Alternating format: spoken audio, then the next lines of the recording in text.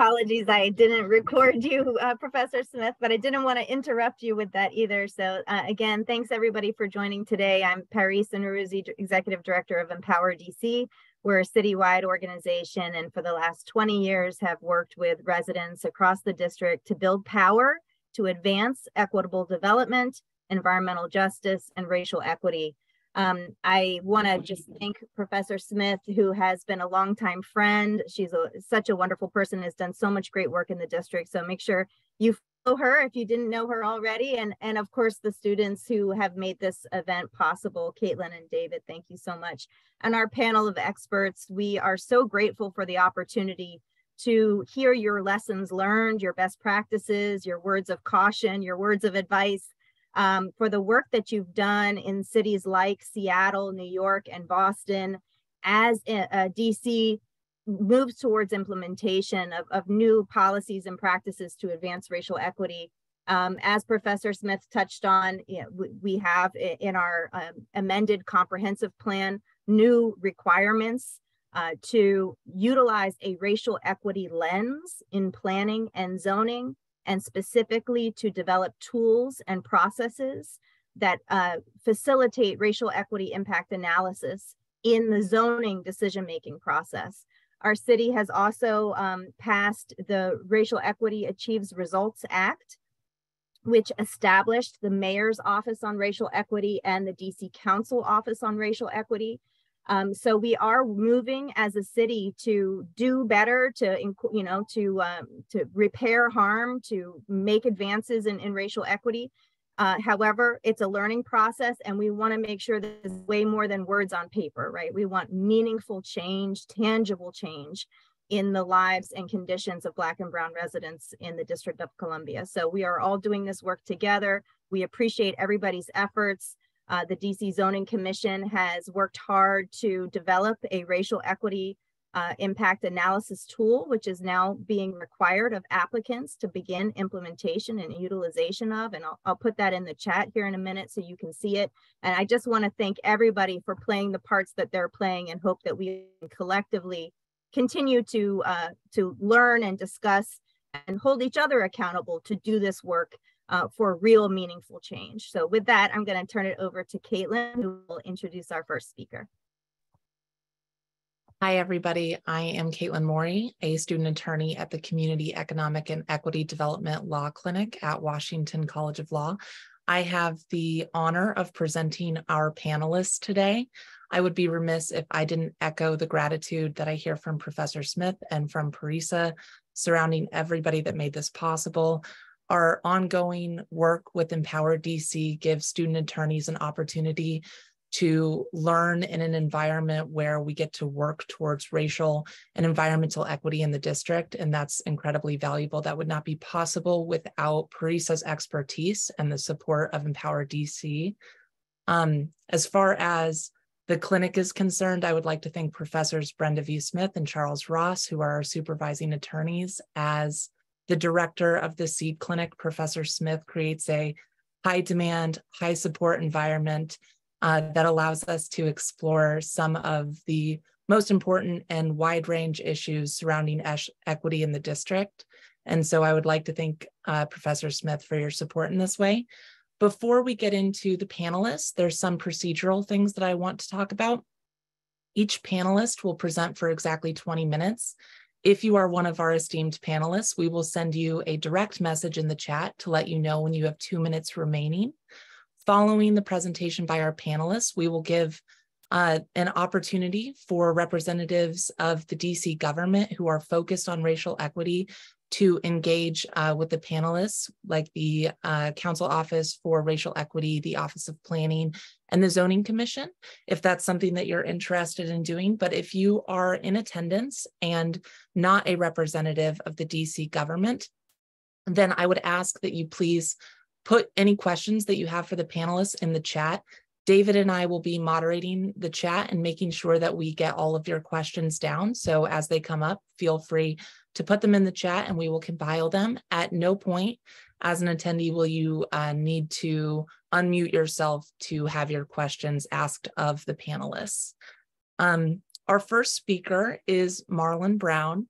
Mr. Brown is a certified equity and social justice practitioner with over a decade of experience. Mr. Brown's practice areas span from leadership coaching to facilitation and training to organizational capacity building, all with a focus on developing sustainable equity. Thank you so much for speaking with us and for your time today, Mr. Brown. I offer you the floor.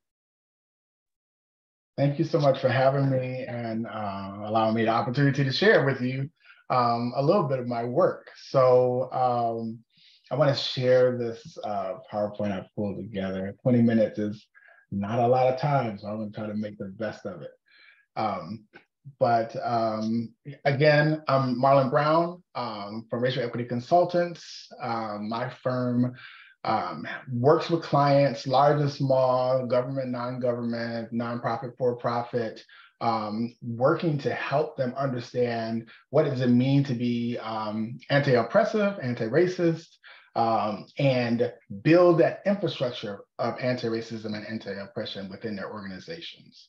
And so we work with our clients 2 to 3 years or more to really help them understand what does this all mean, how to talk about it, how to normalize it in our practices, very similar to any other system that we implement in our business. So more about me, I'm originally from Detroit, Michigan. I grew up there in the early 2000s, 2008, I guess it was. I moved from Detroit to Seattle as an IT professional, an IT project manager with King County. And it was an interesting transition going from a city that was predominantly Black to a city that was predominantly white, and really having to understand all of the new nuances of what the racism looked like in the Pacific Northwest. So King County was starting their work and understanding what does it look like for a county government to implement equity and social justice. So I got in on the ground floor of that work. I worked with a team for a year to really understand what does this look like for our department. And then we learned quickly we needed to better understand racism and the system of racism and how it impacts us all. So from there, I went to the city of Seattle that had already started their journey in this work, and took the train-the-trainer course that they use, Race and Power of Illusion, to at least start the conversation and build capacity on talking about racism and how it functions in government. So we brought that training into the county, and I facilitated that quite a bit. And through those conversations, learned that before we could apply anything to the services we provide as a government entity, we needed to do some internal work. There were experiences of harm happening between coworkers, between leadership and staff, between residents and employees of the county that needed to be addressed. So for 3.5 years, I coached managers and directors on what it looked like to operationalize racial equity and how to do that, particularly for those who are non-Black, to engage in conversations of racism, not be defensive. You know, we've been all socialized to defend and deflect, but to how to lean into those conversations and move to meaningful solutions going forward. So through that, I worked with every facet of people and communities and demographics within that county, helping the unions really understand how to get engaged, lots of policy work, working with elected officials to help them understand how to talk about the work, really building the infrastructure of anti-racism, anti-oppression in the organization.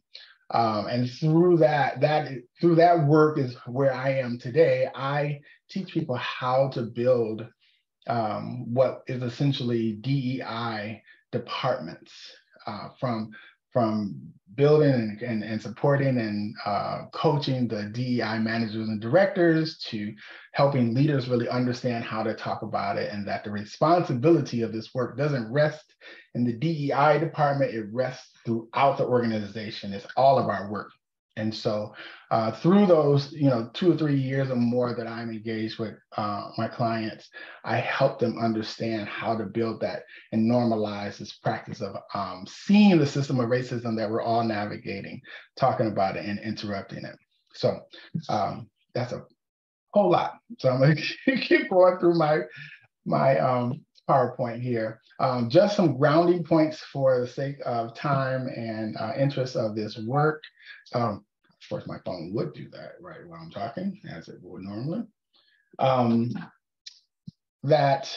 just want to kind of level set some understanding that race, the term race, and as we're using it for the purposes of today, is a powerful construct, social construct that allows those with the power and their grantees access to opportunities and resources. Race is not biological, but its impact is real. It affects everyone, whether you're aware of it or not. Colonization has had a direct impact on urban and regional planning and development in the United States since its founding as a matter of law, which many people are not aware of. And hopefully we get to dive into that more with the rest of our panel. And racial equity is a process of providing access to opportunities, resources, and support for communities most impacted by the system by intentionally recognizing and eliminating historical barriers and recognizing the current needs, context, and situation of those communities. And so I want to state this as we venture into this conversation about using a racial equity analysis tool in any form, in any space. You know, this tool is not just for urban planning and zoning. It's a tool that can be used throughout an organization to make decisions ultimately. Okay. So the myth of race sets the context. The history of how racism has been developed in this country is very, very important to know so that we don't repeat what has happened and that we're all talking about the same thing, the system of racism that has created the context in which we're living in. And so as we dive into the system of urban planning and development, what does that really mean? You know, what really we need to understand and explore. What was the system of urban planning, urban and regional planning development designed to produce? What is the system? What was it designed to produce? What was the outcomes particularly? Who are the decision makers? What were their needs? And who were the intended benefits for? Exploring that and really understanding the system as it has been developed and as it exists helps to really understand why we are in this place that we are in today. And I just want to make a note that the system is working as designed. It was designed to have these outcomes. And it's really, really important for us to understand that. It's not broken. And you might hear people repeat and say that, but the system is working as designed. This one particular system, this is one of many that are being used to create the outcomes of racism, the system of racism in this country, okay? So why a racial equity analysis tool? We really need to understand what's broken. I don't believe that when we talk about these tools that everyone is clear about what's broken, given that the system is working as designed. So are we clear what needs to be fixed? Are we clear on how we need to fix the system? How can this tool change the outcomes of the system? Who are involved in changing the system? And data is often tossed around, but is data enough? And I venture to say that no, data is not enough. And that who is very, very crucial. As we think about the history of this country, who has been the drivers, the people making the decisions, and what has ultimately been the needs that drove the system and the development. That's crucial. As we're looking at shifting that dynamic and that paradigm, who's involved is going to have to significantly change. And data will help us tell the story, but it's not the end all be all. Okay. I know I feel like I'm going really fast, lightning fast, but I'm trying to dump a lot of information at the same time. So before we get to the tool though, we have to go upstream. You have to have the foundation and the capacity of everyone engaged to be able to see what the problem is, see the system, see that the system has been working as designed, and really shift our center and our focus from the people who have benefited. And often our conversations are about and with the people who benefit from the system, and shift it to center the people who has been most impacted and marginalized. So that an example of that looks like, okay, so if we make this change, if we create, this or allow this particular parcel of land to be used for this particular business or development, what is going to be the impact of Black or brown people? Are Black and brown people engaged in the conversation before the plan starts? How are the people impacted engaged at the beginning before it even gets to design, to the zoning commission, per se, because lots have been invested in this project before it gets to zoning. And so how are the people most impacted and harmed by this development engaged at the very beginning? So that's where kind of where that tool is. But everyone throughout the system needs to understand that.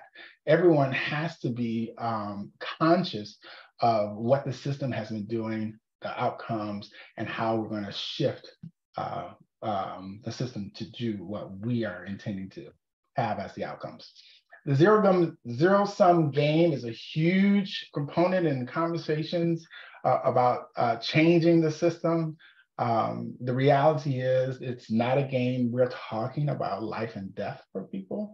And it's not about dollars and cents. It's about communities and the ability for communities to shift from this survival state into a thriving state. That has always been the goal for the people in power and for the targeted folks and benefactors. How do we shift and broaden and expand those benefits to everyone? The reality is, this work is uncomfortable. This country has worked really hard to keep people comfortable, particularly white people comfortable. It's going to be uncomfortable. And we cannot prioritize everyone's comfort and be honest. So lean into that uncomfortableness. Don't run. We were taught to run, hide, defer, deflect, not do that. Lean in. We want everyone engaged. It's going to take all of us to bring about the changes that we're all seeking. And so I took a deep dive into all of the plans and I would say strategic plans, equity plans and such in the district. And I have seen very little about the role of leadership. There's been a lot of working to teach staff, frontline staff folks, people who engage the public, but very little talk about what is going to change with leadership. And part of my work is really, when I engage with a client, I start with building the capacity of leadership to really understand what's happening. What is this change beyond just the money? Yeah, we hear, diversifying is going to, bring us more money because we have more ideas. They bring their, but ultimately, the change doesn't start with the worker bees and the people who are on the front line. The change has to start with the people in power. They control the culture. They make all the decisions. They have all the power in the organization. If they don't have the skills in order to make this change happen, we will see a repeat of what has happened in the past. frontline staff learn some skills, have some language, start to surface problems. Leadership isn't prepared, and the first thing they do is be defensive. That's not what we meant, and oh my gosh, and this, and then shut it down. Shut it down, no more training, all that, that's the response. In order to circumvent that from being the experience going forward, leadership has to be at the beginning, learning and understanding their role in changing the system, learning and understanding that, all of what, racism has done to them comes into their job and comes into their decision-making. So we have to spend time working to build their capacity and understanding how to shift. So leaders have to recognize the system and want to change it. That's crucial. They have to want to change it. We have to be different. Lots of folks want to focus on a checklist to do things different. But in order for this to be meaningful change, people have to be different. You have to see each other as fully human beings, bringing our brilliance into these organizations for the betterment and the outcomes and the products that we're trying to produce. And if we don't bring in humanity into our spaces, into our organizations, into our practices, we're not going to see the results that we're seeking. Leaders have to really listen and not do this predatory listening thing where people are listening to respond and jump in and get their points, and that need to be right just drives me bananas. We have to be conscious of all these practices and behaviors and actually listen to each other, and seeing people for impacted people, particularly listen to what has happened, what the system has done to them, and then work to change it. Leaders have to be accountable, whether you did it personally or not. Taking accountability, it doesn't cost you anything, contrary to what risk managers tell us. No, own a thing, whether it was yours or not. You represent the organization, own the impacts that it has happened, and work to repair the harm. There's no way around it. We've seen what other ways and other approaches have been, and it has not gotten us to where we need to be. We need to face this head on and do the hard work, the heavy lift. And you have to do the change. You can't just talk about, oh yeah, we're going to do this, and not do it, because we've seen that. We've seen that time and time again. Politicians come in and say they're going to do the thing, and they just do the same status quo. We have to press as leaders to do it differently. If we don't, it's not going to get done. And if we're going to sit in those roles, it's on us to make the change. All right. And there's so much more. There's so much more to this, but I want to just close with focusing on the need to build the infrastructure before the tool is going to be effective. I've worked to create tools within the city of Seattle and King County and Seattle Public Schools, as well as other organizations. The tool is only as effective as the people engaged, and if everyone is not on and operating on the same playing field, per se, we're not going to get the results. And so it's important to build that infrastructure. My work is really to build that infrastructure. As a systems person, an IT person, understanding, the business of our government and our institutions, you have to approach this like you're getting a new HR system, and the same investment that happens, buying the equipment and where's it going to be housed and training everybody, and everybody's going to want to know how to get their benefits. So that same thought of investment has to be used for bringing in the system of anti-racism and anti-oppression to an organization. All right, and I hope that was enough in the time. Thank you so much for your attention. Thank you so much, Mr. Brown. I really appreciate your commentary, and especially in thinking about how the system has already been formed by the time that it arrives at planning and zoning and land use, the necessity for engagement before decisions are made. Professor Smith calls that justice before the transaction. Thank you so much for your commentary. I would now like to introduce our next panelist, Dr. Lance Freeman. Dr. Freeman is a professor of city and regional planning at the University of Pennsylvania. He focuses on the evolving nature of neighborhoods, specifically how we can study that change to encourage more equitable communities. Dr. Freeman is the author of several books and articles that center on gentrification, planning, and land use control. Welcome, Dr. Freeman. The floor is yours.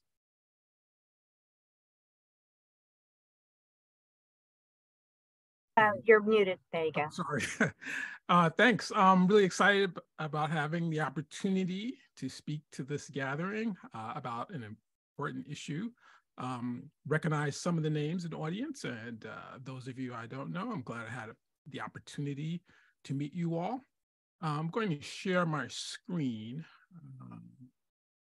What I'll be talking about this afternoon is racial equity in planning. So I'll start giving a very brief overview about some of the motives for racial equity in planning, talk about my experience in New York City, and then provide some thoughts and comments on Washington, D.C.'s data tool in particular, and racial equity planning more broadly.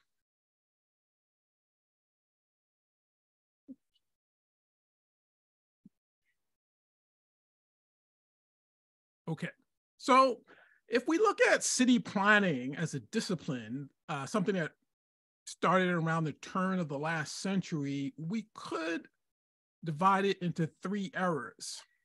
First 60, 70 years of the 20th century, planning, as the previous speaker indicated, was explicitly used to subjugate, disadvantage people of color, right? There was an explicit consideration of race, and it was used to disadvantage people of color, particularly African Americans in many cities. Starting in the 1960s with the passage of civil rights legislation, the Fair Housing Law, and an evolution in racial attitudes, if we're honest, there was something of a move away, at least on paper, a move away from explicitly using race to disadvantage people. However, I think what we saw during this time period, although planning and the law was supposed to be race neutral, there still remained inequities in our society that are very evident in many of our cities. So starting in the first or second decade of this century, particularly around the murder of George Floyd, I think there's been an increasing consideration to moving beyond just simply being neutral with regard to race, but also to take into consideration equity. Although, given some of the backlash we're seeing in many places, it might be too soon to really say we're in a new era. So what's the justification? Well, we can make the case in terms of reparative justifications. As I said, there was explicit consideration of race in the early parts of the 20th century in ways that disadvantaged African Americans, other people of color, other disadvantaged communities. For example, public housing was built in a way that explicitly segregated people by race. If you look at the way urban renewal was implemented, that disproportionately targeted communities of color.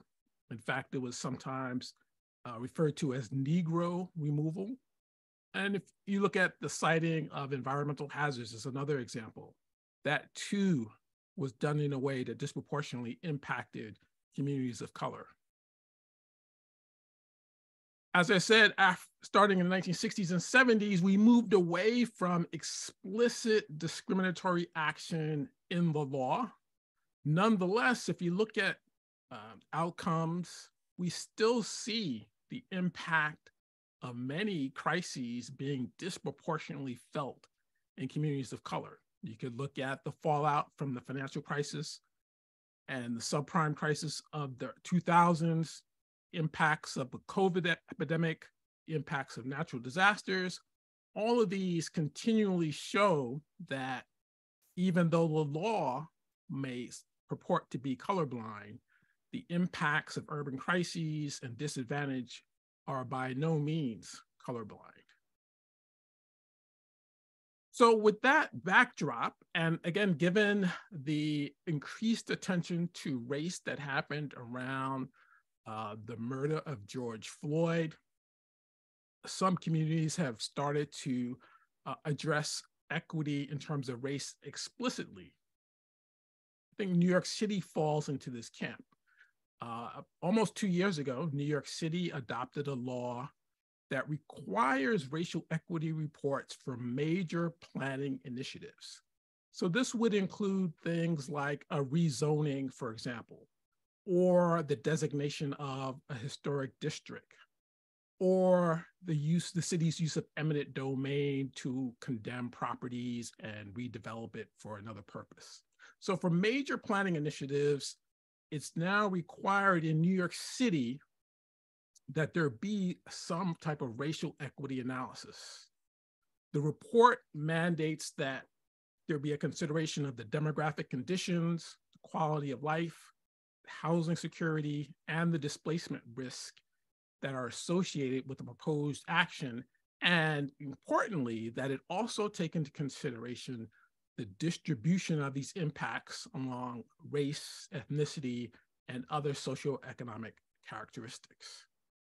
So this represents a significant departure from the way planning had been conducted in the past, where there was little or no consideration of race. And so, it remains to be seen. I'll talk about what the potential is, but I do think this does represent a very stark departure. So let me talk a little bit in a little bit more detail about New York City's racial equity law. So it requires these reports. The city also, as part of this law, the city also tasked the Department of City Planning and the Department of Housing, Preservation, and Development to make the data available to facilitate such analyses. I think this is another important step that New York undertook as part of this law. So I'll talk a little bit about the data that they provide. So the data tool, it's called the Equitable Development Data Explorer, for example, provides information on displacement risk. The panel on the right side of the chart shows different neighborhood tabulation areas in the city of New York, with the darker colors representing areas that where displacement risk is very high. Generally speaking, that risk is correlated with individual risk factors like having a low income, a high rent burden, race and ethnicity, and also it's associated with particular neighborhood characteristics such as the availability of subsidized housing and housing market pressures. So this is an important source of data for policymakers to consider as they go about planning the city. They have this additional data that can alert them to communities that might be particularly vulnerable to displacement. The data also provides information on health outcomes, access to jobs, education outcomes, open space, and public safety. So again, policymakers now have access to sources of data on these important indicators. So someone proposing to rezone a neighborhood would have to compile information that would allow policymakers and planners to get a sense of what are some of the potential impacts of the proposed action.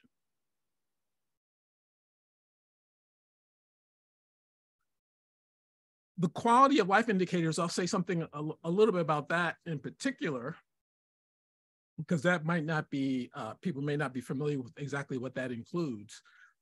But it includes things like proximity to employment opportunities, for example. It includes things like the infant mortality rate as an indicator of the overall health of the community. It includes information about how much housing has recently been built, how much subsidized housing has been built as well. And in addition, data and statistics on crime in the neighborhood as well. So this data tool provides a fairly comprehensive picture, or allows for a fairly comprehensive picture of the community to be drawn in terms of its socioeconomic status, its vulnerability in terms of displacement, and the quality of life of the current residents at the present time. I'll share with you briefly a racial equity report that I co-authored in New York City. I will say that when we were compiling our analysis, this was before the Data Explorer had become available. So our report in many ways was something of a pilot. It was actually before the law had even been passed. So this report was something of a pilot. I think provided some guidance for ways that the data tool could make the data, these reports more accessible, and how the city could go about making data better, more easily available for planners and developers and the like. So just to give you the backdrop, the report that I co-authored, it was associated with a rezoning in a part of Brooklyn around the Gowanus Canal. That's formerly an industrial area. During the 19th century, early 20th century, there were a lot of factories that used the water that formed the Gowanus Canal, so it was heavily polluted. It became a Superfund site. It was subsequently cleaned up and became a very trendy neighborhood. What was formerly a polluted waterway now is seen as an attractive location to be close to the waterfront. And so as a result of that evolution, the neighborhood became relatively upscale and has experienced significant gentrification. Oops. So when we did the report, we examined the conditions in the neighborhood. We looked at conditions in the larger city.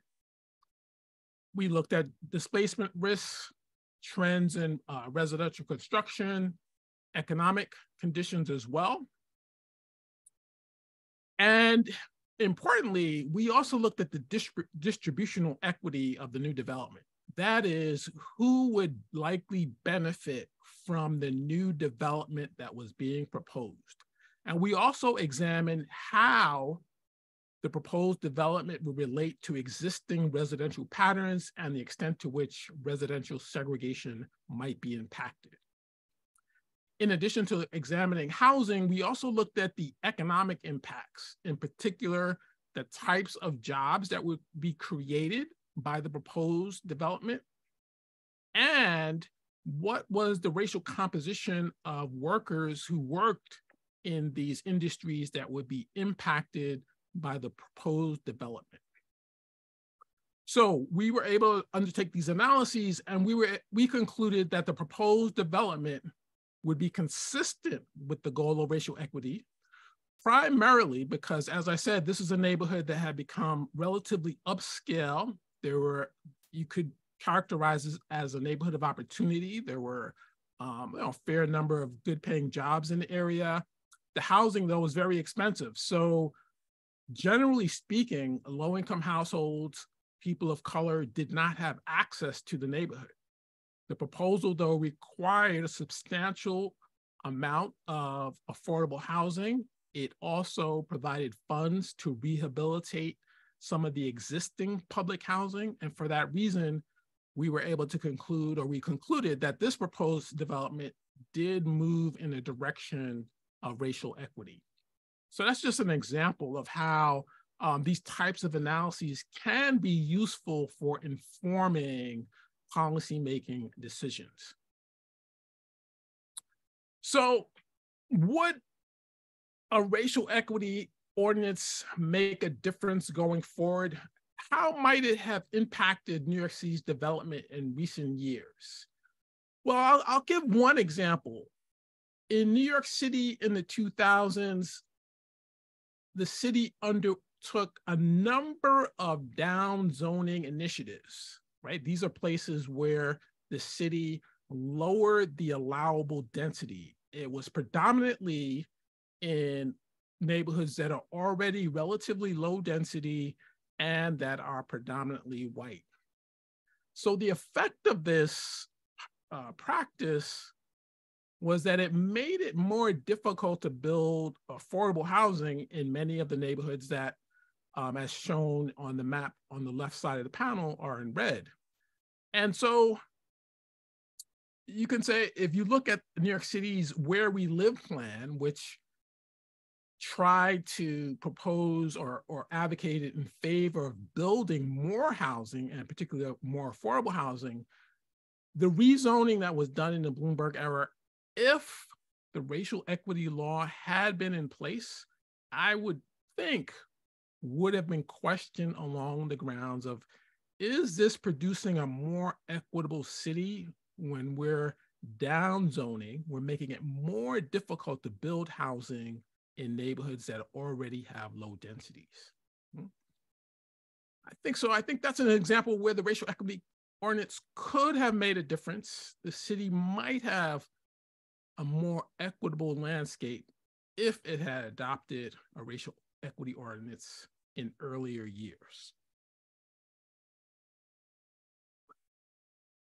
One challenge, though, I would say in the case of New York City, is that New York City does not have a comprehensive plan.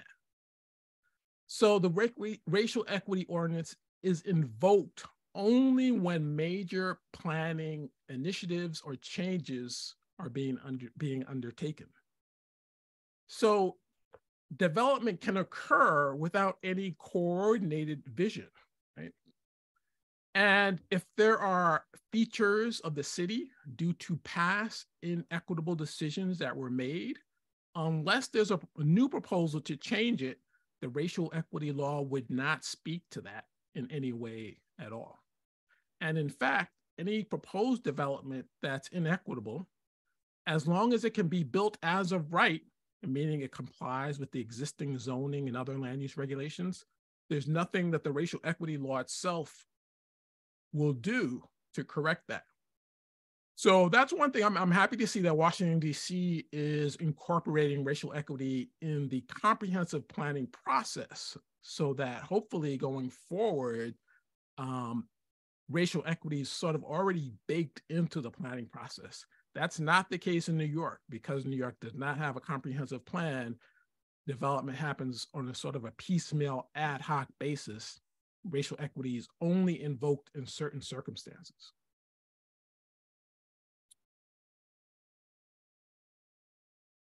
In terms of the specific tool that Washington, D.C. has, I think it's great that the city, the district is taking these steps. Places that might be areas where you might want to pay close attention or could be potential areas of concern. It appears that the community input, for example, is solicited from the developer, which I agree that it certainly is the case that developer community input is very important.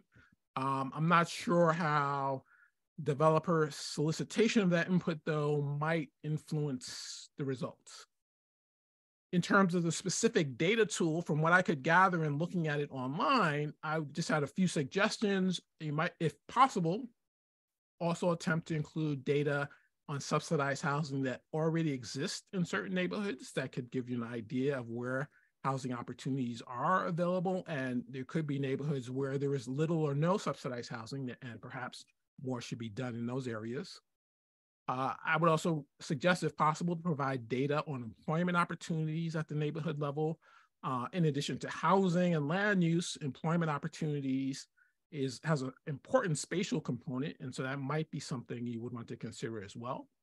And then finally, I would suggest environmental hazards or risks at the neighborhood level might be something also to look at. Some communities are particularly burdened with environmental hazards and risk, and so having some sense of that as you plan for the future could also be important. So just to conclude, I think racial equity ordinances do provide an opportunity to help us build more racially just cities. I do think, however, that policymakers and planners should be very cautious that the tool is not used to freeze existing inequities in amber, right? And so communities in the past have used various features of the planning process, such as the requirement for environmental review, for example, or community input. Some communities use those requirements to thwart development that could move us towards greater equity. Some communities use it, I think, in the way that was initially envisioned to protect themselves from being damaged, but racial equity ordinances, like other planning regulations, can be a double-edged sword. So I do think it's important to try to ensure that it's used in a way that advances equity and that it's not simply used as a tool to block any and all types of development, even that which might actually foster greater equity. So thank you for giving me a chance to share my thoughts with you, and happy to have had this opportunity. Thank you so much, Dr. Freeman. That was incredibly insightful. I am particularly interested in your commentary on New York City's use of disaggregated data to indicate areas that are high vulnerability and high risk populations in neighborhoods. I've seen actually that there's a trend in Seattle and Boston and some other North American cities to incorporate disaggregated data into anti-displacement maps and access to opportunity indexes. And so I encourage anybody who is interested in learning how to do that, something like that for the district, to follow the New York City Methods link that is in Dr. Freeman's PowerPoint presentation. Thank you so much. That was incredible. Finally, I would like to introduce our third and final speaker, Senator Lydia Edwards. Senator Edwards is a WCL alum. When she was at WCL, she participated in the Women in the Law Clinic. And Senator Edwards has been a champion for Boston's affordable housing efforts. She is an expert in inclusionary development and participatory budgeting. She helped pass the Domestic Workers Bill of Rights, which we ought to congratulate her for. So, Parisa, is Senator Edwards available? I don't see that she's joined yet. I know she had just a short window to join us. I think one of her staff is on, and I'm not sure. Ben, can you tell us? Yep, she's just running a few minutes behind. Let me check and get back to you. Okay, so we'll take a couple of then for Mr. Brown and Dr. Raymond, and then as soon as we get the word from Ben or see her join, we'll move to her, if that's okay, Caitlin. Yeah, absolutely. We have some questions for Mr. Brown and Dr. Freeman while we wait. We would like to know, how does New York City utilize this data? Decision makers receive the potential impact report. How does that impact whether the zoning request is rejected or affirmed? Specifically, we're thinking about engagement processes and how a zoning commission or an office of planning would take this data and use it to inform their decision. Yeah, that's a great question. So let's say, for example, a developer wanted to propose to rezone part of a neighborhood. They would have to produce a report, utilizing some of the data that I described, and describe how the proposed action would impact the community and disaggregate the impacts on the basis of race.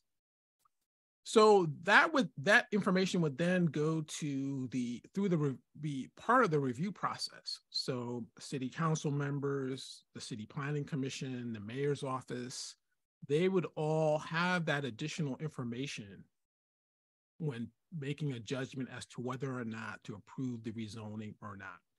So they could say, if they see that the proposed action is going to impact, let's just say, African Americans in the communities particularly hard. Maybe it's a community that has a high risk of displacement and the development is not really doing anything with regard to affordable housing, for example. You would like to see the mayor, city council persons, or whoever either ask the developer to revise the proposal to take account of that additional harm or risk, or reject the rezoning proposal altogether, right? So it becomes another piece of information, an important piece of information as planners and policymakers set about making decisions about particular proposals. Thank you so much, Dr. Freeman. We have a question specifically for Mr. Brown. We have a question from an attendee who would like to know about ascending property taxes serving as modern day redlining and property tax as a metric for school funding, preserving poverty and increasing disparities in the district, and whether or not you had some thoughts about that surrounding leadership and capacity development within organizations. Yeah, that's a big question. But that's an example of institutional and structural racism. And it's bigger than just the taxes. It's about,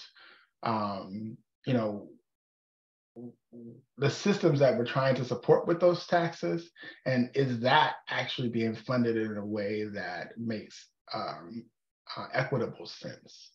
And so I think, as we're diving into all of the ways in which racism has manifested in our life and in our practices, really exploring that term, follow the money, what is the money for, kind of thing, and really reevaluate the law that creates the need for that tax, and is it still serving what we need to? Sounds like I don't know a lot about the details of it. Oftentimes, the tax and the law has to be changed in order to produce the outcome that we're trying to achieve. The tax benefits somebody and it harms somebody, really being very honest about that and then making a change. But there's so much more to that. And there's so many more people engaged in the whole practice and process of taxing, especially property taxes and what it's intended to be used for, especially given what Dr. Freeman said about the practice of redlining and zoning and how wealth has been generated in this country. The outcomes and the taxing and that really goes in alignment with where the wealth is and isn't. And so there's a lot more to that. That needs its own symposium at this point, but that's my crack at it. Thank you so much. You're absolutely right. There's definitely not enough time to talk about all of this. We have another question for Mr. Brown. What and how do we break the system when these uncomfortable conversations are still being swept under the rug by gatekeepers who are protecting leadership's representation and their egos? So, I think that I want to switch hats from consultant to activist.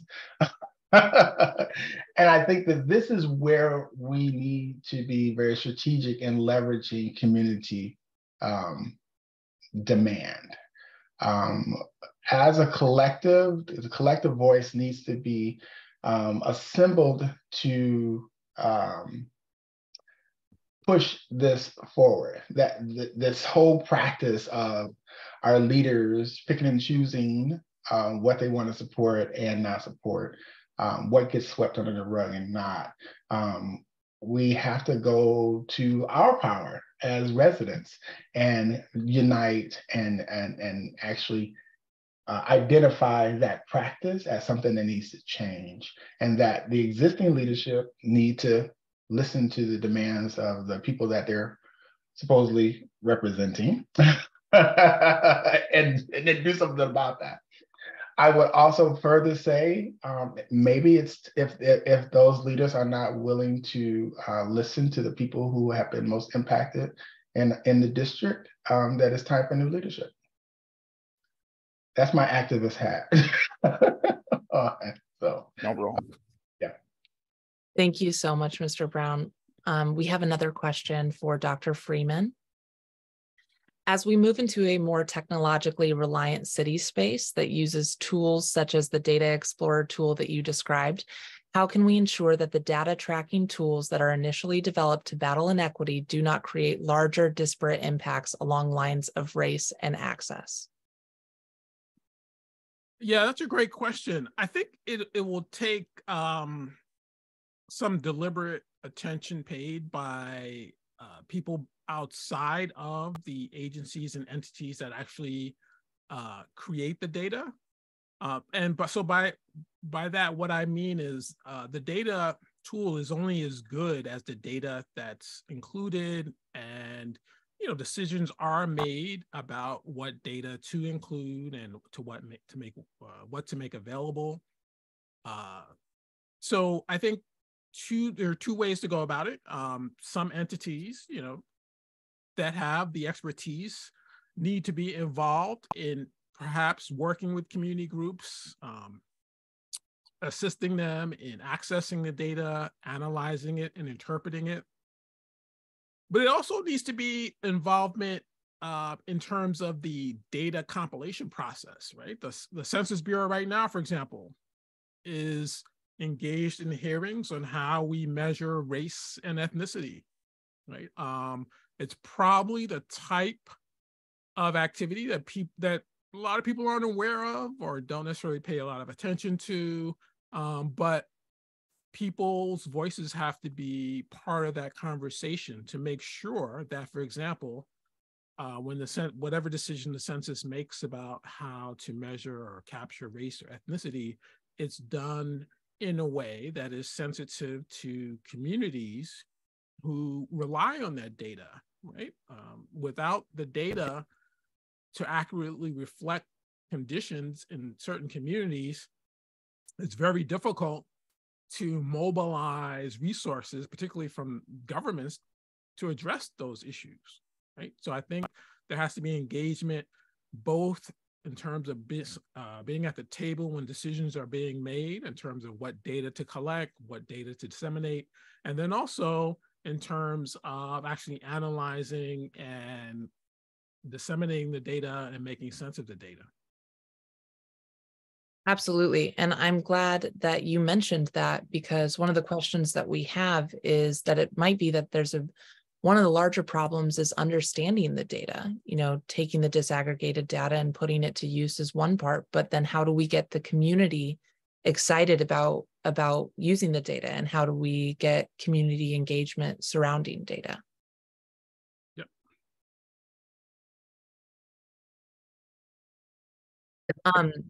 Can I add? Yeah, please, absolutely.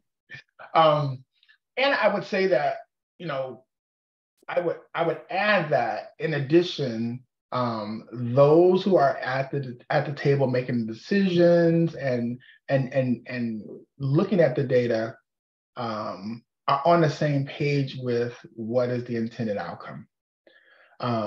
We have a history of folks with particular agendas, and the agendas have not been to center the people who have been most impacted and most marginalized among us. And so we need more people at the table who are focused, laser focused on shifting the system to really benefit those folks that we are talking about, people who have been displaced and marginalized historically in the country. And if we don't shift the people at the table in some form, whether they come around and see their roles different. Someone mentioned in the comments that leaders or people or decision makers at the table aren't focused on the needs of all people in our communities. If we're not focusing on the all needs, we're not going to see the change. It's just going to replicate what we have experienced today. Thank you both so much. I've gotten word that Senator Edwards has arrived, and we just want to let you know, Senator Edwards, that we are so grateful for your time today and excited to offer you 20 minutes to speak today, and that we've had some really, really good questions and some great engagement. So I will offer you the floor, Senator Edwards. Thank you so much. I apologize. I'm actually at a conference on the New England Commission on Higher Education and Prisons, so talking about racial equity in a different way. But I'm beyond excited to be here today. I should confirm that you can hear me. Could someone confirm? Oh no. Can you hear me? Yes, Okay, I can hear you, sorry. Okay, so there's a couple things that go into my talk, and I just want to first of all give you a little bit of history, and then talk to you a little bit about how racial justice, zoning, planning, and housing are connected, and then I will conclude or interweave one of the resources that I wrote for Boston that we passed and created. So a little bit of history. I'm not from Boston. But I happen to have worked in housing and worked and I was a city councilor at the time in the city of Boston. Boston itself has a reputation, if you will, for around race that is pretty harsh. I'm not saying it's not deserved in some parts, but I don't know that it's deserved more than any other American city. And I say that quite frankly, y'all ain't special either. No one has unlocked the key on racial integration, urban planning. Every one of them had a form of redlining and so on and so forth. So let's not act as though Boston was extra special. I am, again, not saying that there aren't racial dynamics, but I am the first woman or first person of color to represent District 1 on the city of Boston. District 1 includes East Boston, where I live, Little Italy, also known as the North End, and Charlestown, also known from popular film as The Town. Never in most of their lives did they think someone that looked like me would be representing them at the local level. I'm now today the first woman and first person of color to represent 2 of the 3 neighborhoods, but also other cities, Winthrop and Revere and other parts of Boston, as the senator for the 3rd Suffolk. Again, a lot of firsts still happening, a lot of that due to our unique history in Boston when it comes to race. So what's one thing that has been proven to continue to rise in Boston, and I think in other urban centers as well, is the price of housing. And one thing that has continued, ironically, when we are dealing with the planning, the education, and the understanding of how cities grow, is the true absence of talking about race. I've gone to and talked to some folks in urban planning departments and MIT and so on and so forth, but there's a stop. There's a real firm stop when it comes to planning and thinking about that and the role of planners and developers in that. That is put to fair housing, that is put to legal services, that is put to civil rights, that is put over here. But the two are integrated. The two are completely connected. If you look specifically at zoning and racial covenants and redlining, I'm assuming, and using all of these terms, most of you know what these are. If I'm making an incorrect assumption, I'm happy to break them down. Thumbs up, we know what redlining is. Thumbs up, we know. Again, I've talked to all audiences in more than one language, so I don't do that out of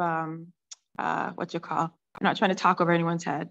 Okay, so these are all impacts These are all intentional policies. These are all movements from government in many cases, except for the private racial covenants, and oftentimes that was individualized. But today, and wherever you live in this country, we have inherited the results of that. Okay? And we're talking 40 years or so minimum that we can find documented. Okay? But at least the redlining policies. And so what we have inherited is pain, harm, and discrimination and racial segregation. But what we're educating in a lot of our planning departments is how to just grow on the macro level. And that is no way, shape, or form the planner, developer's role or goal to undo those harms.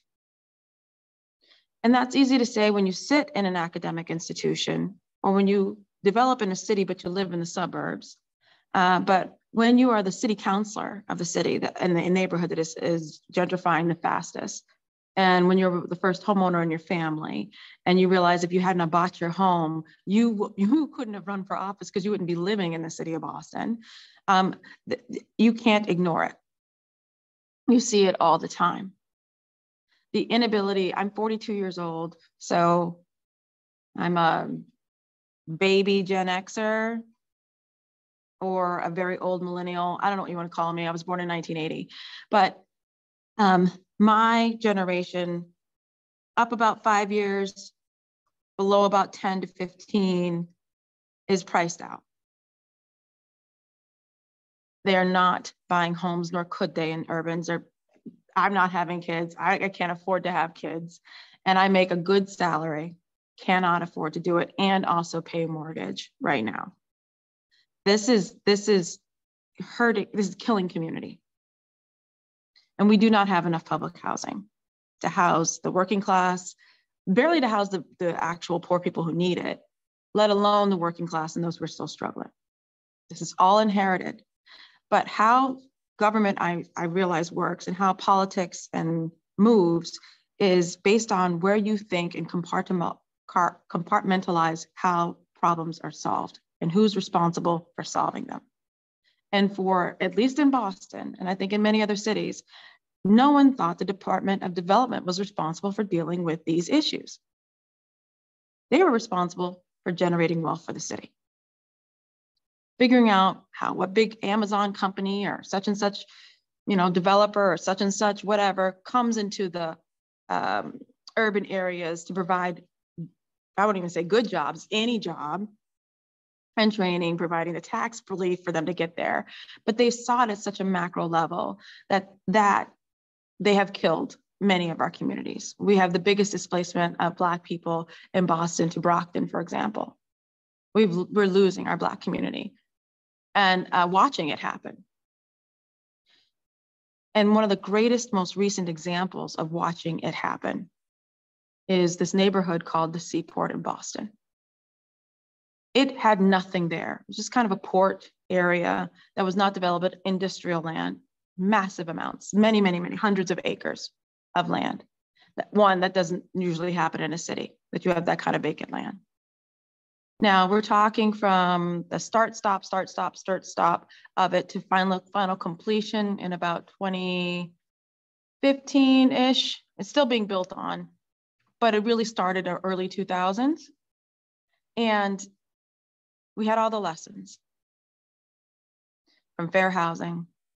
We had all the lessons of how expensive housing was becoming. We had all the lessons for how to build green in a green way. We had all the lessons. What I mean is all the lessons as in been sued all over the place as the city of Boston for lack of, and knew all the lawsuits and precedent from all over the country. There was no way that when given this incredible opportunity, we should mess this up.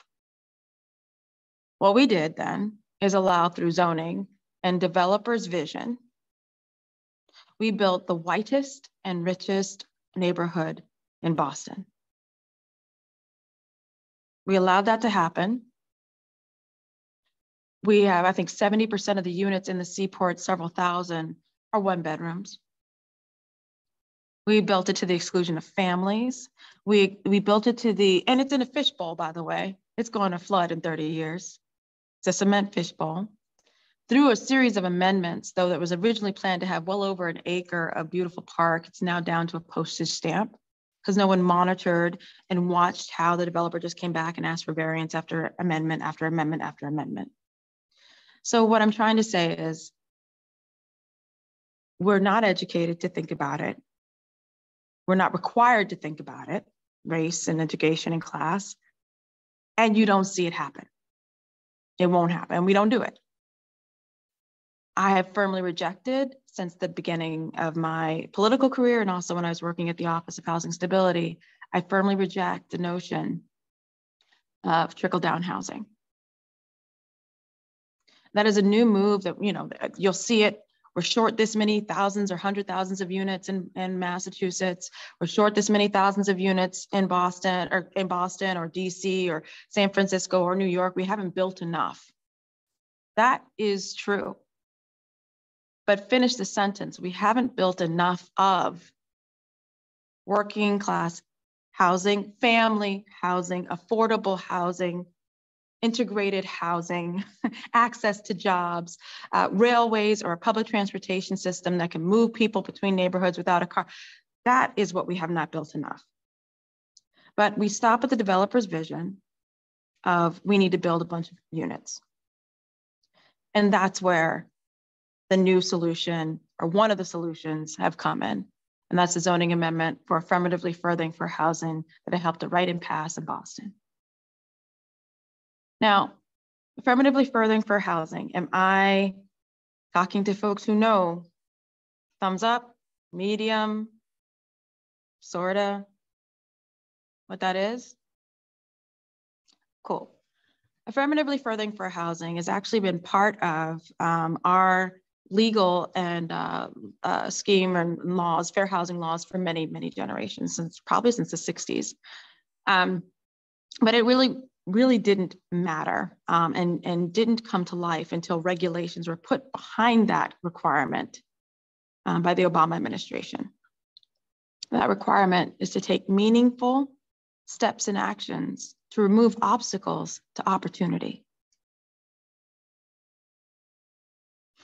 That's radically different than the way I learned about housing, fair housing laws, where many of you have learned about fair housing laws, which was there's an injury that has happened, we shall turn around and enforce. Someone was denied, so we will go and fight to integrate to whatever protected class was hurt.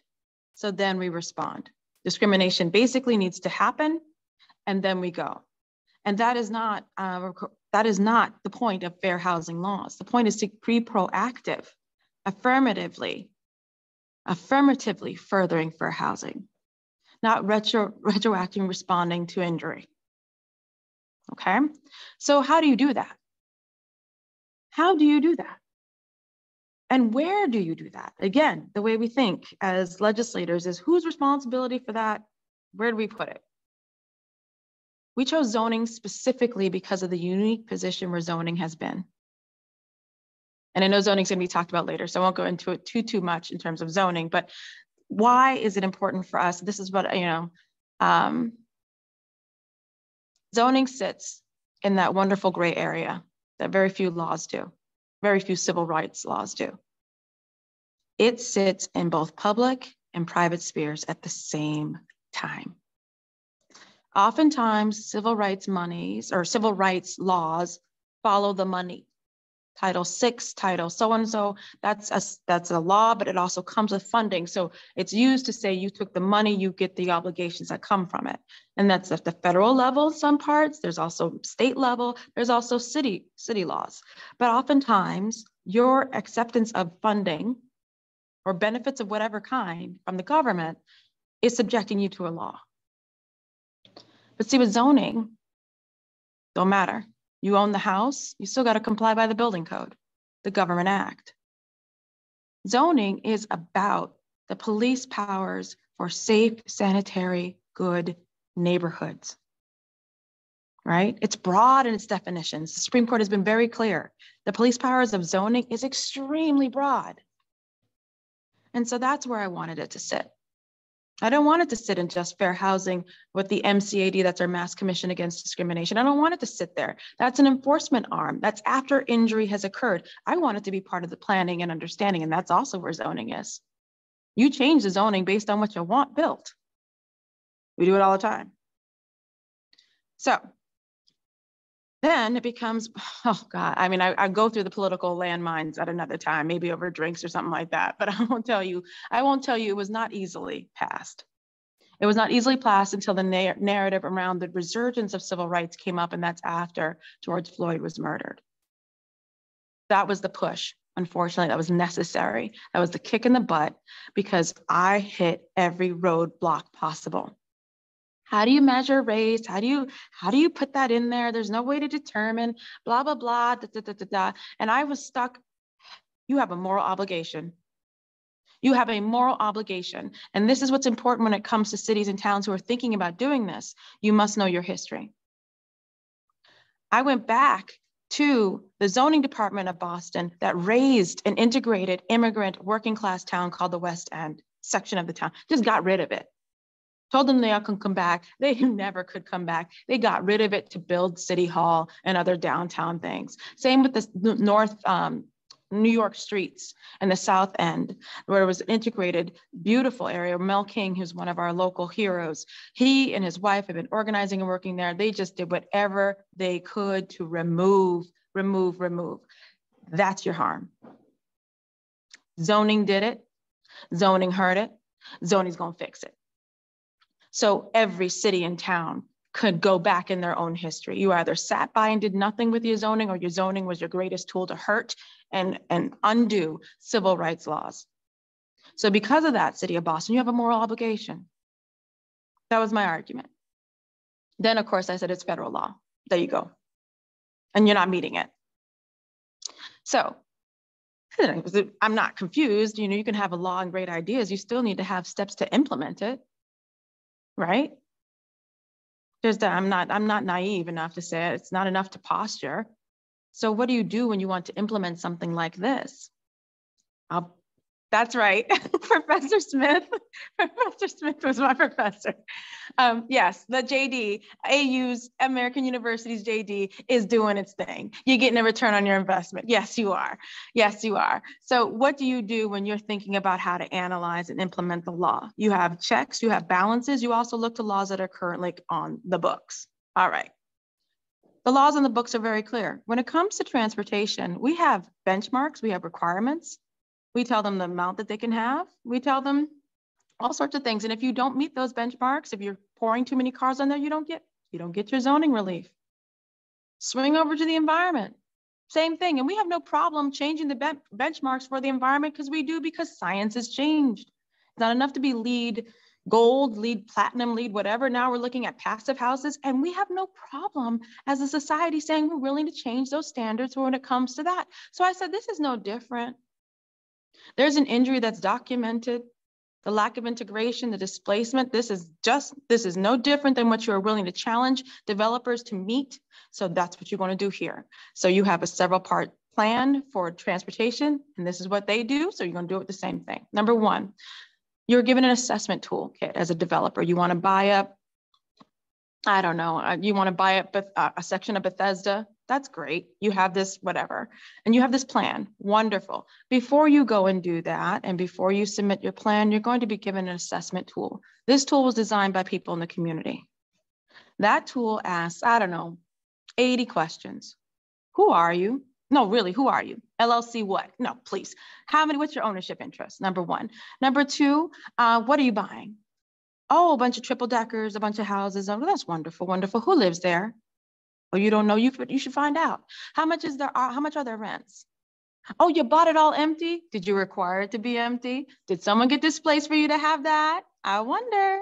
And it's just going through every single thing. How many people in a Section 8 are you planning on putting in there? How many affordable housing units, or what's affordable to you? Is that the only bodega you're getting rid of? The only one? You're creating a food desert. Is that the plan?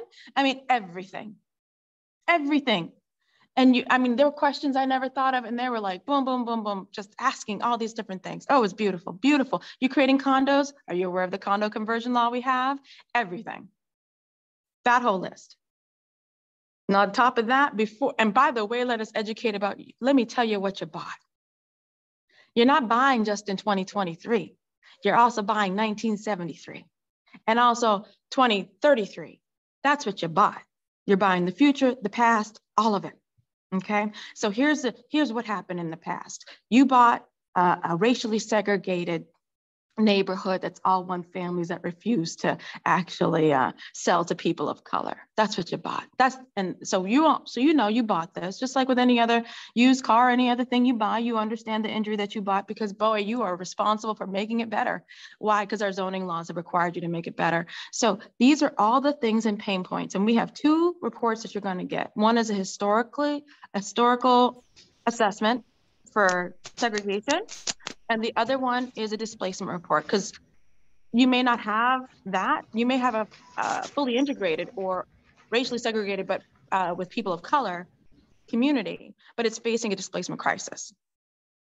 Okay, all of that is given to them. They give the assessment toolkit, and then they're supposed to provide. And by the way, we make it real easy for them because they're like, well, what are we supposed to do with this? Here's a donation to the Little League team, which is what they always do, some little poor ass like mitigation that's like, okay. No. Again, going to the community, we were like, what's mitigation that makes sense to you? So that they're not confused, here's a list of all the things that you can do. You can do right of first refusal for the tenants, you can rent, and you can have this many Section 8 vouchers, you can have a TOPA, you can have an agreement, you're gonna sell to the agreement, I mean, everything. Everything, policy is some that we couldn't even pass. We're putting in there as possible mitigation that you can pick, okay? And you got to pick one. That was a negotiation I had. I wanted them to pick three, but the administration at the time, it is what it is. You got to pick one. And it's got to match with your assessment toolkit, because you're going to say, these are the harms, we're going to tell you what the harms are. You're going to say, this is what we bought. And then we're going to say, and you're going to try and tell us as a developer, excuse me, what you're trying to fix. And we'll make you go round for round, for round, for round, for round, until we feel like you get it right. And we do that when it comes to traffic. You know how many rounds it takes in a traffic assessment? Oh my gosh, and what it does for environment? They have no problem going round for round, for round, for round, for round, for round, for round. We do the same thing when it comes to this. And only when you get it right, do you get to move onto your zoning relief. And that's what we did. That's the affirmatively furthering for housing. And the committee, excuse me, I forgot to mention, now one of the other concessions I had, which again, I'm talking like the political concession, not heart space concession. They who are assessing all of this are an interagency from Fair Housing to the Disability Commission to Department of Housing and the Development Department. We wanted some seats for the community. We did not get them. Okay, so learn from that mistake if possible, if DC wants to do that as well, but that's what happened. And I'm totally honest, when I think about back when I reflect on the debate and the pushback, what I could have done more, what I could have done less, but I'm no longer at the city council. Decided to bust through another glass ceiling and make history, and hell, might as well do this at the state level too. So I have legislation pending for AFFH for the whole state. But and I know I'm over my 20 minutes. I do deeply apologize, but I really enjoy coming back to talk, and I really enjoy being able to assess and talk about how we got things done, hopefully providing rays of sunlight, which is really necessary for those who are organizers or those who are on the ground. I did organizing of nannies and house cleaners for a while, and there are times where you need to see what a possible tool. And by the way, there is no silver bullet, okay? Oppression comes in so many different levels, so much relief and justice. So there is no silver bullet. But here's one more tool in the toolkit for justice that I hope begins to be replicated throughout the United States. And the reason why we had to build our own was because we had a then president who was dismantling it. And so Boston said, we'll build our own. but I didn't think they went deep enough. So I said, you build your own in the zoning too. Because AFFH can belong literally in every single department if you really think about it. Taking meaningful actions to remove obstacles to opportunity. You really could. Look at there. Yes, there's a link. And I can, I don't have it. I'm on my cell phone right now, but all of these, the link, the process, everything can be sent and can be sent around if that's okay. For this. It's available at Boston Plans. If you do Boston AFFH, you'll find it. You will find it. And there'll be a history that's a little more sanitized than what I said and how we got here. I will say, former Secretary Walsh was the mayor of Boston at the time. And some of my greatest headaches and back and forth came from that. But he did offer, when he decided that it was a good thing to do, he offered me a quote in a newspaper press release on my idea. But who cares? At the end of the day, this is something that anybody can do in any town. And you go through the painful parts. And if you center healing in your justice analysis, and you understand fundamentally that healing is a process. It is a process of transparency. It is a process of honesty, and it's a process of inclusion. And it's never stops. Right? There's no, like I said, there's no silver bullet, and there's no point, there's no end game. So it takes a lot of commitment, a lot of heart space. And like I said, you need a ray of light every now and then. And hopefully after assessing this for the next couple of years, mind you, it just got passed in 2020, just started in 2021. And the 2020 passage in a pandemic to the 2021 development was deeply slowed. So I'm gonna start talking and asking about it looking back probably in 2024. So at least you have 2 full years where development is going back and going back in assessing and looking at how this is going and how it can be improved. I'll give a shout out to Bob Terrell, who is now working for the city of Boston and will be heading Fair Housing, and James Jennings, who was the person who gave me that kernel of look at it this way. Look at it this way. You can't just oppose. You got to say what they should be doing. And never feel sorry for developers. They're the most creative thinkers I've ever seen in my life. I'm serious. You tell them at the end of the day, they'll make $1 billion. Just follow these 1,500 laws. They'll do it. They'll figure it out. And you'll have a nice house at the end. You will. This is not a hate development conversation. And I want people to understand that some people really wanted this to slow development down. No, I want development to finally be inclusive. I want to build a Boston that my grandchildren feel is just as much theirs as anybody else's. So, thank you. Thank you so much, Senator. You saw the reactions. I think all of us could listen to you for the entire day. So we really appreciate you. I know you're at a conference. I don't know if you're able to stay on just for a little bit of discussion and questions. That would be fabulous. And yep.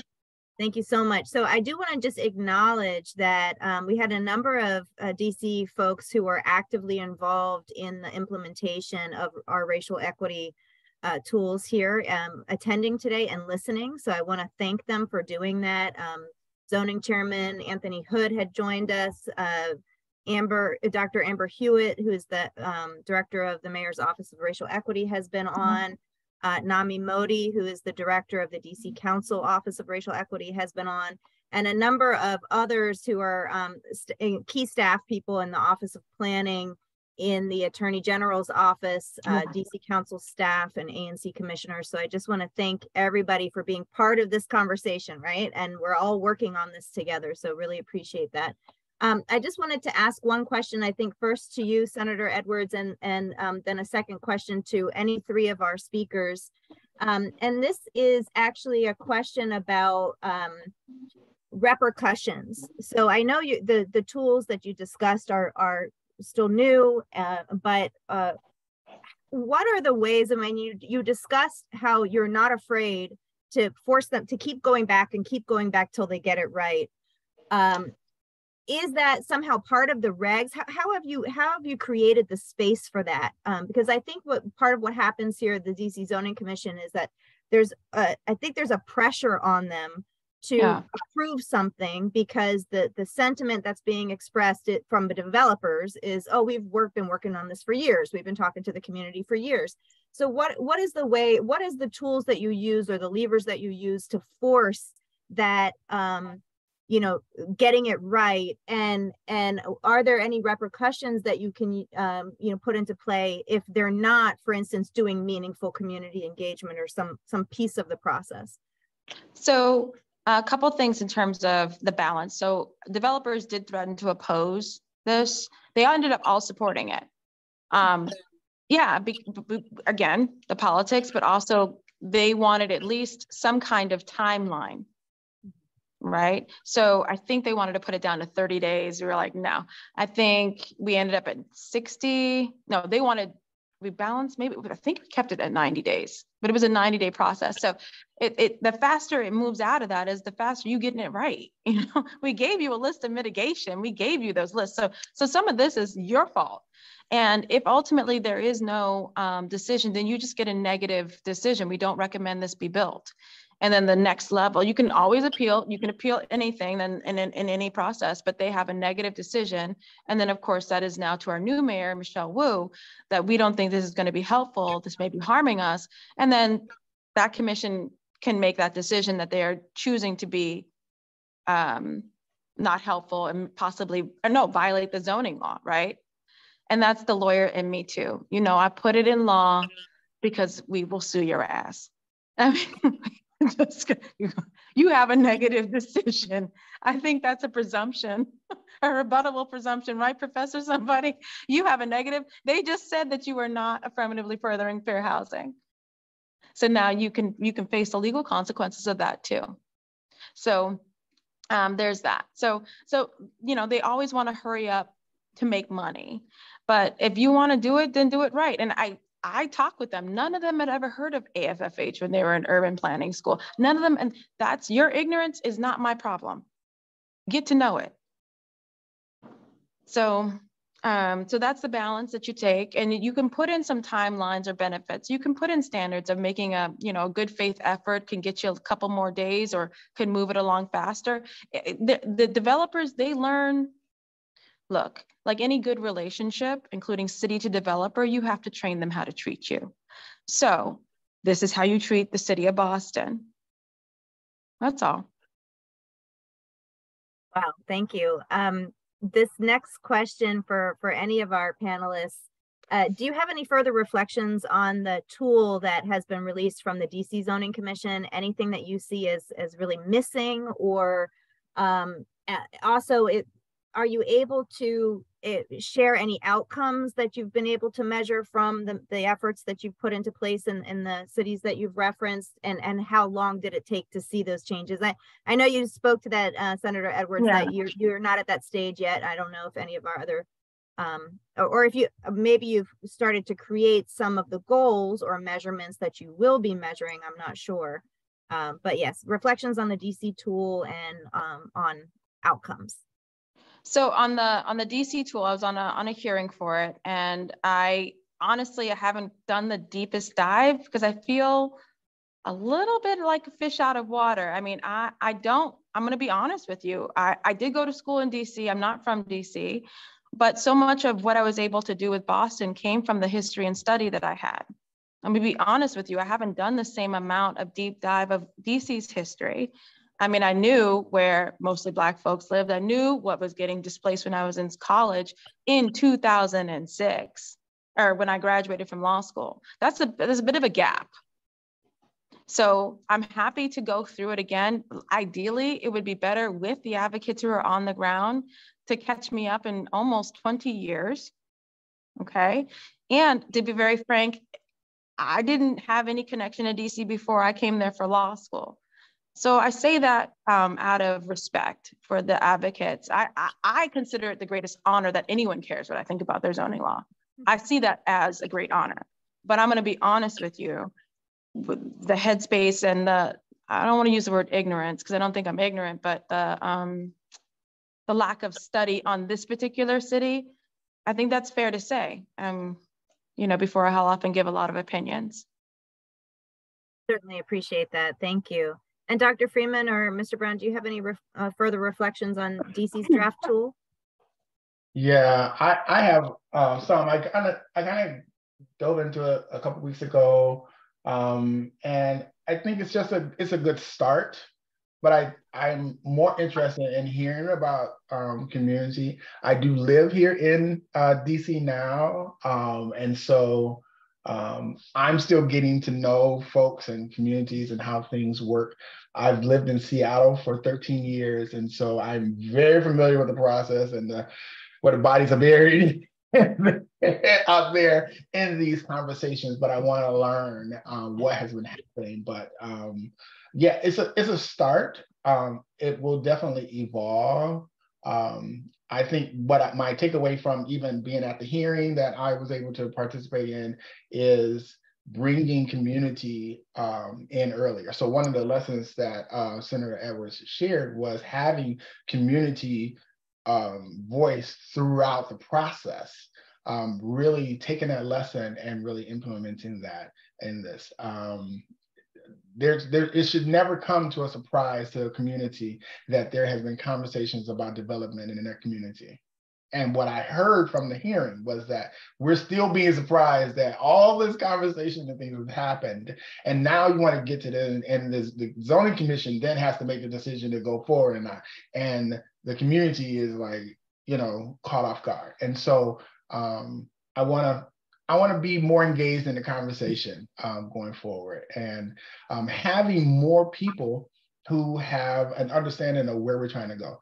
We're building the plane while we're flying it, and I just want to be real that we've never seen this, and so we need more people, more eyes on it, and we need folks to develop the skills to be able to see what we're talking about and talk about what we're talking about, and have the courage to really do what Senator Edwards did and name the thing, call the thing a thing, really put in the measures and the ways in which, the laws to hold people accountable, and then do that, because it's, we know how to get this done. We've done this. We created equitable outcomes for people in power, and the majority of folks who have power in this country, we can shift it. So it's not like we don't know how to do this. It's just a matter of shifting who is the focus and who's going to benefit.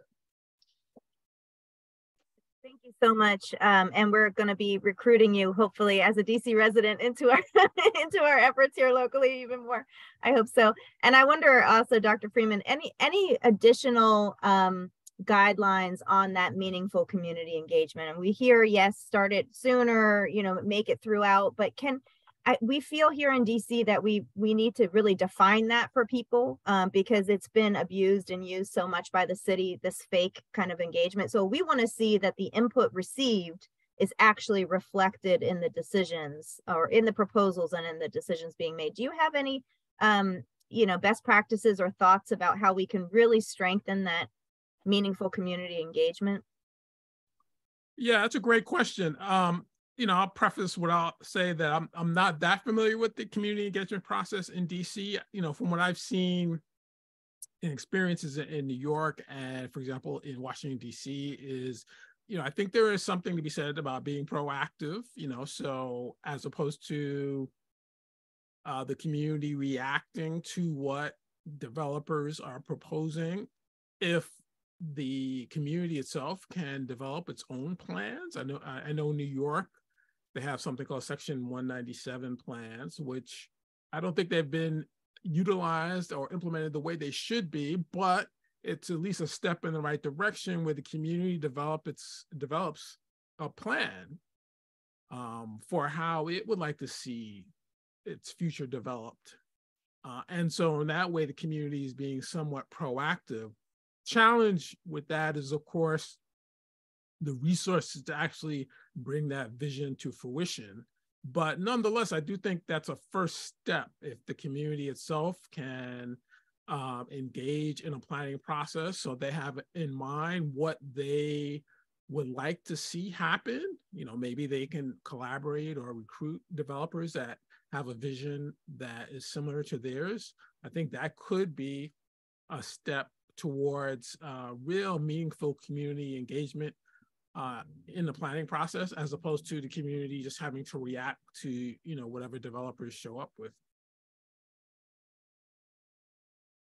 I really appreciate that. And Mr. Brown, I'm going to call on you to add to that. I just want to mention that from an organizing perspective, that is Empower DC's thought, is that we need to equip communities, especially lower income Black and Brown communities, with the same tools, resources, and assistance that a developer has, right? So it's really not fair to expect a community to be able to go up against a developer who's put, you know, all this money into architectural drawing, and then the communities are often asked, well, what are you proposing? Well, you know, okay, give us resources and assistance so that we can exactly create a community-led plan, and that should really be the starting point, alongside you know, real goals for the city to really define what are our racial equity goals.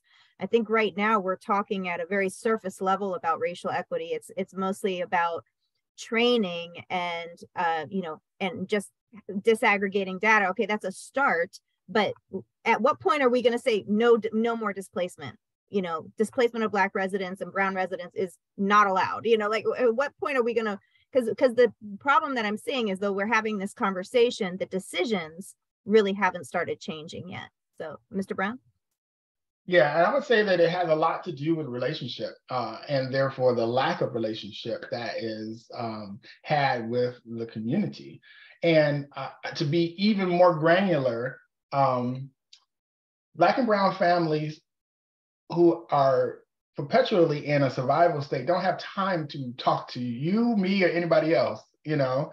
And so what is our stopgap, you know, a way to engage folks who have time, you know, because what we had to do in Seattle Public Schools with parents, and what we had to do in Seattle was create opportunities for people who had time and were paid to be that conduit of information back and forth from the city to communities who are most impacted, and worked to develop those relationships and disseminate that information and knowledge. But you know, I've been Black all my life, and if I don't have a relationship with you, I'm not talking to you. And so really being conscious of cultural norms is very important for this change to happen. And so we need to have those designees, those, you know, community leaders, or create them with the purposes of getting this information out and getting, you know, creating this two-way opportunity for information. Because while folks are still in that survival mode, it's just about taking care of the thing I got to do and who getting paid this day and not, you know, and managing that is bigger than, you know, forecasting 30 years down the road about, you know, what this neighborhood is going to look like.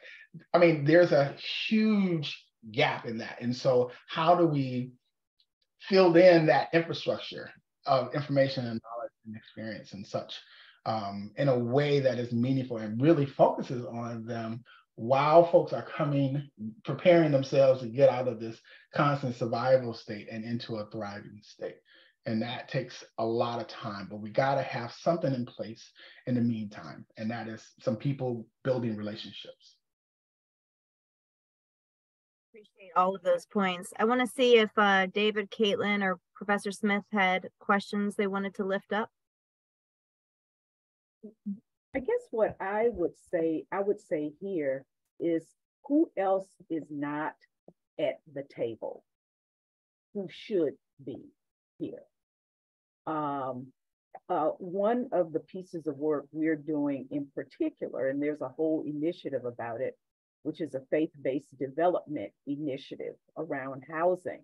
And so certainly faith-based communities have an interest in this and can be powerful allies, but I wonder who else is not at the table, who should be here, and who should be listening. And I know that there's at least one representative of the United Church of Christ here, but are there other folks that we should be thinking about? And I'd love to hear about that, either from Senator Edwards or either folks who are here on the program, either in the chat or if I can go very quickly, because I just signed off and I heard my name from Professor Smith, for folks who were great to have at the table, along with having GBIO, which you mentioned faith-based organizations, that's the Greater Boston Interfaith Organization. It moves mountains, literally. I mean, that you want to talk about bringing a moral compass when it comes to housing or any other workers' rights, so on and so forth. Having the churches come out is huge. Having what we ended up getting CDCs, those are nonprofit developers, come out and fully support. When we went to the YIMBY groups, I hate that word, but those YIMBY groups were helpful because many of them do believe in abundant housing. They also believe in tenants' rights, other rights, and so on and so forth, that access to counsel. They're just never asked about it, but having them come on was a counter to anybody who was, oh, you're gonna slow this down. They're like, we'd rather be slowed down and done right. So having those kind of pro-housing groups, faith-based groups, and obviously the advocates, legal services, those are the ones who, those are first responders in social justice. They're never centered in the level they should be, but they absolutely should be there.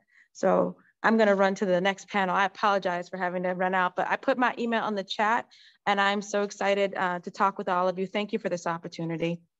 Thank you, Senator Edwards. So glad to see you again. Thank you. Bye.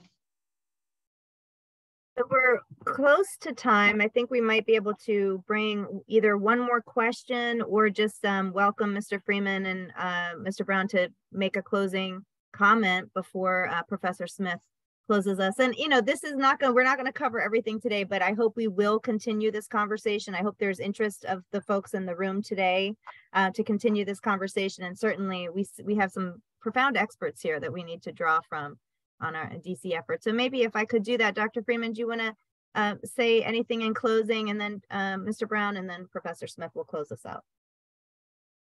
Yeah, well, I just want to thank you for inviting me. And as I said, I think, you know, it's very important to have an overall vision for what the district should look like, so that as you encounter, you know, decisions, proposals, and the like, you have a framework for deciding, is this consistent with the vision that we want?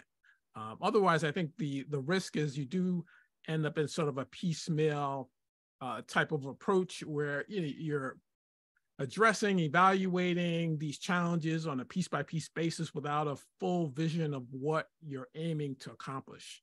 And I think that's what you don't want. We don't want these tools to be used or misused, right? Because they can be misused, right? People who have resources can use a tool like this to stop development that might be something that enhances equity, that provides opportunity for low-income households, for people of color, and the like. So I do think it's very important to have that sort of broader vision for the district to move forward. Yeah, and I would say, you know, definitely continue the conversation. You know, we need to bolster up our skills in these conversations and learn to be really honest. I will also say that someone mentioned about repairing harm. I think I mentioned it, but I think Senator Edwards mentioned it as well. The history, really understanding our history is important as well. I think that was mentioned too. There's a lot of harm that needs to be repaired when it comes to people who have been most impacted. You know, a lot of folks aren't aware of why people of color are in the position that we find ourselves in. And understanding that history and laws that were created to create these situations, I think a lot of folks need to know that. And it's within those laws and practices that needs to change. We're all humans.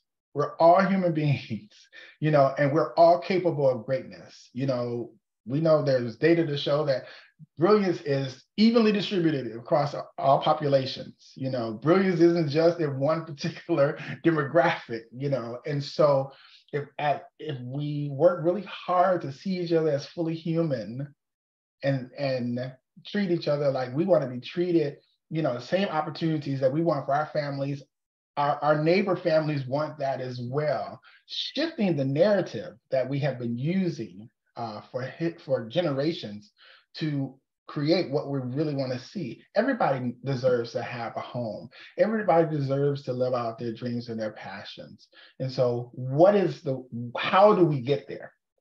How do we remove these barriers and obstacles so that folks can do whatever they want to do? You know, I want to be a race car driver, but that Confederate flag kept me from NASCAR. I couldn't do it. I couldn't bring myself to do it.